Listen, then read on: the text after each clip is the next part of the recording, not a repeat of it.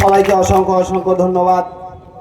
যখন স্টেজে ক্যাপ্টেন থাকে তখন বলার আর কিছু থাকে না, যে বৃষ্টিকে উপেক্ষা করে আজ এই পলিরহাট 1 নম্বর অঞ্চলের মানুষ যে এইভাবে মায়েরা বোনেরা বসে আছে, সত্যি আমরা কৃতজ্ঞ।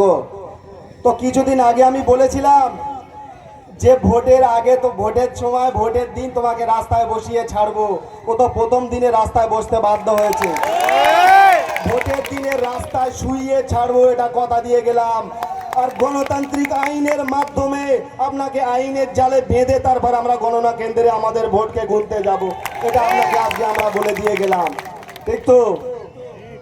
আজ আপনি 2023 সালে ভাঙড়ে দায়িত্ব নিয়েছেন। এই 3 বছর আমাদের ছোট ছোট আমরা যা নেতৃত্ব দেই আমাদেরকে সামলাতে পারোনি। এখন বলে দিচ্ছি, নমিনেশন ভোট ঘোষণা হওয়ার পর থেকে আমাদের দলের এমএলএ বিধায়ক নওশাদ সিদ্দিকী ভাইজান, তিনি তো ভাঙড়েই থাকবে, এখন আমাদের কিভাবে জব্দ করবে? ভাবছো যেদিন আপনার নামটা টিকিট ঘোষণা হয় অনেক কান্নাকাটি করেছো, অত লাভ হবে না। আপনি সামান্য 2 দিন প্রোগ্রাম, ওই 2 দিন আন্দোলন করার জন্য 15 লাখ টাকা আপনি খরচা করেছেন ওই মানুষগুলো ভাড়া করে। আপনার যদি অতই জনপ্রিয়তা থাকে তাহলে বোদরা বাজারের আপনার বাড়ির সামনে আন্দোলন করালেন কেন? একটা ক্যানিং বিধানসভায় প্রত্যেকটা মোড়ে মোড়ে আন্দোলন হওয়া উচিত ছিল, ছিল না? ছিল না? হাত দিয়ে দেখুন আমাদের মানুষটার, আমাদের এমএলএর গায়ে একবার টাচ করে দেখুন। টোটাল ভাঙড়ে নয়, টোটাল পশ্চিম বাংলায় আন্দোলন হবে। এটাই কে বলে জনপ্রিয়তা, এটাই কে বলে ভালোবাসা। ঠিক তো? আপনি আমাদেরকে বলেন সমাজ বিরোধী, আমাদেরকে বলেন সন্ত্রাসী। আপনার নেতার বাড়ির পাশ থেকে পুকুরে বোম নাই, বোমের পুকুর পাওয়া যাচ্ছে, সেইটার কৈফিয়ত আগে দিন। আপনি কত বড় সমাজ বিরোধী, আপনি কত বড় সন্ত্রাসবাদী। আমরা আগে জানতাম না বোম কি হয়, বন্দুক কি হয় জানতাম না।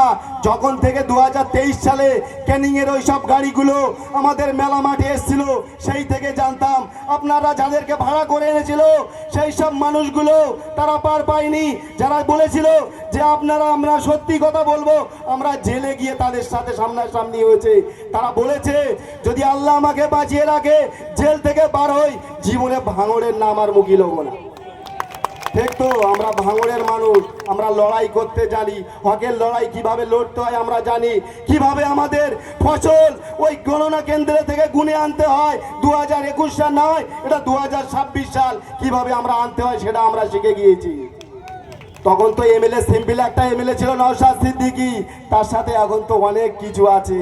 তাই তো ভয় পাওয়ার কোনো জায়গা আছে নাকি?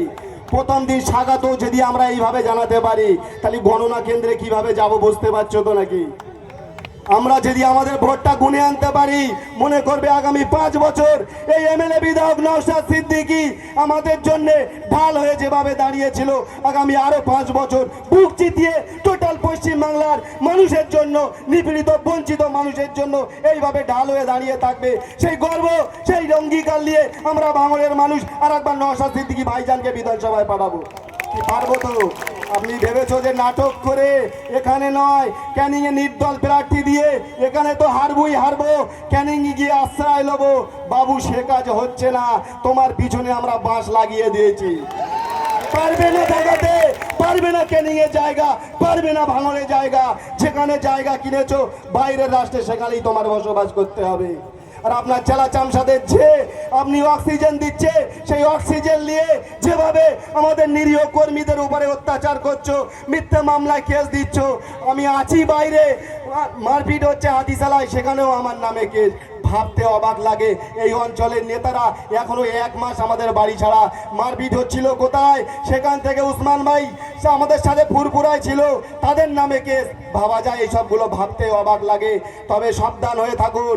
আমাদের এমএলএ নওশাদ সিদ্দিকী ভাইজান লড়তে শিখেছে 5 টাকার আইনের পেনের খোঁচায়, এমন খোঁচা দিয়ে দেবো ওইসব আয়োগুলোকে আমরা হাইকোর্টে নিয়েই ছাড়বো। কেন মিথ্যা মামলায় আমাদেরকে এইভাবে জর্জরিত করা হচ্ছে? 2021 সাল থেকে 23 সাল পর্যন্ত আমার নামে একটা মামলা ছিল, এখন বয়স 34, কেস 37। তাই তো 3 বছরে এইটাই উন্নয়ন করেছেন আপনি। ভাঙড়ে প্রত্যেকটা গ্রামে প্রত্যেকটা নিরীহ মানুষের নামে 2টো 5টা 10টা করে কেস দিয়ে রেখেছেন। আর এরা সেই কেস খেয়ে জেল খেটে খেটে এতটা মজবুত, এতটা শক্ত লোহার মতো তৈরি হয়েছে, সেই ভয়ে আতঙ্কে আপনি না ঘুমোতে পারছেন, না খেতে পারছেন। তাই তো বলি, দিনের বেলা তোমার ঘুম হারাম করে দেবো, আর রাতের বেলা তোমার ঘাম বার করে ছেড়ে দেবো। এটাই আমরা ভাঙড়বাসী, আমাদের নাম ভাঙড়বাসী। এই বলে আমি আমার সংক্ষিপ্ত বক্তব্য দিয়ে করছি। আইএসএফ জিন্দাবাদ, নওশাদ সিদ্দিকী ভাইজান জিন্দাবাদ, ভাঙড়ের মানুষ সর্বোপরি, ভাঙড়ের মানুষ, ভাঙড়ের মা বোনেরা জিন্দাবাদ।